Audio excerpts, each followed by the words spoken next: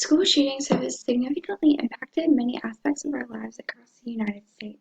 This presentation will discuss mental health related to school shooting statistics, gun laws in Ohio and in the U.S., and solutions that best fit the problem. From an analysis of U.S. school shooting data, quotes, a mass shooting event is defined as an event in which at least 4 people died. From 1840 up until 1966, there were only 3 recorded mass shootings in an educational facility. Those shootings resulted in 14 deaths and 4 injuries. From 1966 up until 2015, there were 17 mass shootings. Those resulted in 166 deaths and 204 injuries. A school shooting event is defined as an event which a student kills or injures at least one other student or faculty member on the institutional grounds. The first recorded school shooting in the U.S. was in 1840, as you can see on the bar graph to the right. A teacher went outside his office to investigate a riot and ended up getting shot and died. From the 1840s on, you can see that school shootings have gone up drastically, especially from the 1960s until now. From the 1840s, when the first school shooting occurred, until now, there were 517 school shootings, and of those, 594 people died and 90 were hurt. Mental health is an important aspect of everyone's life. Just as paying attention to our physical needs, it is important to pay attention to our mental needs as well. Our brains can get sick and need medication just as our physical bodies do. While this is very important to know every day, it is also a huge part of school shootings. The website heritage.org addresses this topic with a quote, "There is, however, a strong connection between acts of mass public violence, including mass public shootings, and untreated serious mental illnesses. One of the common stereotypes is that shooters are typically driven with lots of rage, snap, and then shoot up the nearest and most populated place. What people do need to know, though, is that 2/3 of all mass killers suffer from an untreated mental illness before they even attack." Mental health is an important part to play, but what people don't know is that there are clear signs before the attack happens, including paranoia, delusional thinking, bipolar thinking, and psychosis. Shooters tend to be socially isolated and resentful towards others in the world around them. They often become obsessed with gun violence even before the accident. One of the most widely debated topics is what we as American citizens should do as far as controlling and monitoring gun use and ownership. The question becomes, how do we decrease and eventually halt all gun violence? The Gun Control Act principally sets forth various requirements concerning the sale, purchase, and possession of firearms. For example, persons engaged in the business of manufacturing, importing, or selling firearms must receive a federal license, but there's a loophole. A federal license is not required for those who only make occasional firearm purchases or for personal collections as a hobby. Over the last decade, gun laws have increased and become stricter. One example being background checks. In order to legally purchase a gun, one must go through an extensive background check. However, it's been proven to be not as helpful as first sought out to be. The attackers in the Columbine High School use straw purchasers, which are other students or citizens who could pass for their weapons.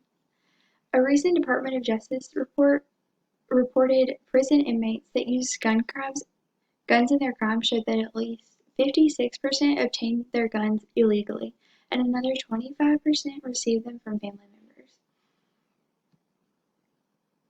The red flag law allows authority to restrict people with weapons if they are deemed a threat to themselves or others. The law has been put into place in a few different states, formerly known as an extreme risk protection order.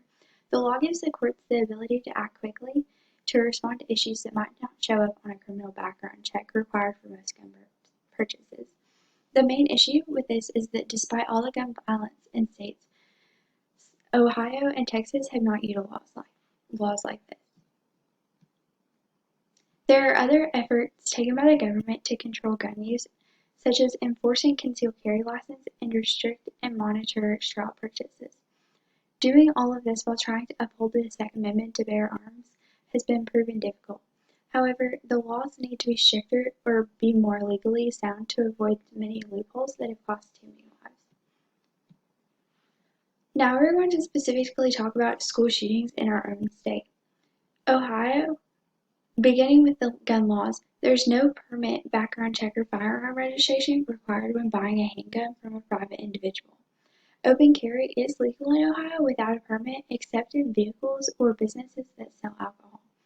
The minimum age requirement for a handgun is 21 years old, and the purchase of a long gun is 18. While there are restrictions against purchasing a long gun under 18 and purchasing a handgun under 21, there's no restrictions against possessing a long gun under the age of 18 or possessing a handgun under the age of 21. The gun laws in Ohio are pretty traditional, but Ohio is neither considered a gun-friendly nor a gun-strict state. Since 1970, Ohio has had 55 school shootings. Out of all 50 states, Ohio is the sixth in having the most school shootings. In 2012, there was a shooting at Chardon High School where a 17-year-old killed 3 of his fellow students and injured 3 others.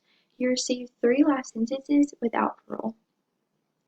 A specific example of this took place at Chardon High School.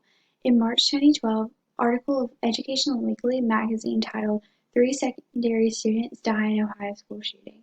It reports a school shooting that took place on February 27, 2012 at Chardon High School near Cleveland, Ohio, wherein student Thomas Lane shot and killed 3 of his fellow students, including Demetrius Hawine, Russell King Jr., and Daniel Permeter.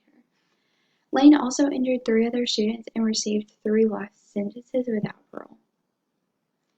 Our group came up with 7 solutions that we tested through the grid. As a group, we ran through each of the 7 categories, which included cost, feasibility, potential negative consequences, time, resources available, effectiveness, and public acceptance.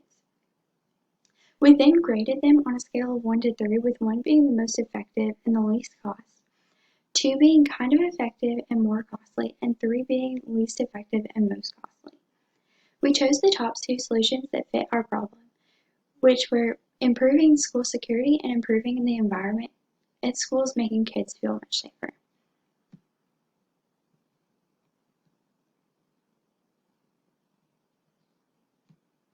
After running our 7 solutions through the grid, the one that ranked the top was improving school security.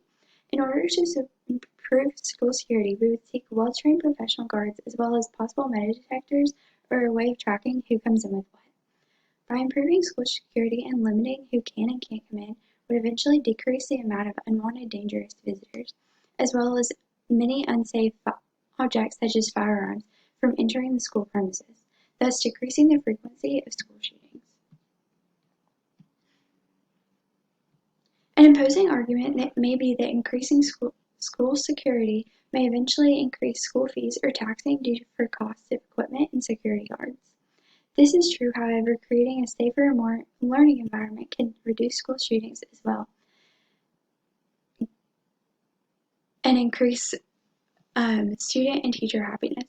According to Justin Kung in the Washington Post, if you think $500,000 is expensive, go down to Parkland, Florida, and tell 17 people $500,000 is expensive. That's $29,000 a kid. Kung recalled saying, every person would pay $29,000 a kid to have their kid alive. The argument that the costs outweigh the benefits is put to rest considering schools are 75% to 94% equipped and have more surveillance of the whole building in case of an event of intruder. The precautions taken, no matter the cost, to potentially save the lives of children outweigh the short-term financial risk. This plan of increasing school security will help prevent unwanted intruders, dangerous weapons, and other compromising situations that will put our students in danger. Doing this will help decrease the number of school shootings and lower the statistics. Just by doing the bare minimum, for example, installing security cameras, can decrease the chances of intruders entering. How can you help? People can help by informing others on the benefits of increasing school security and educating about the costs versus the benefits.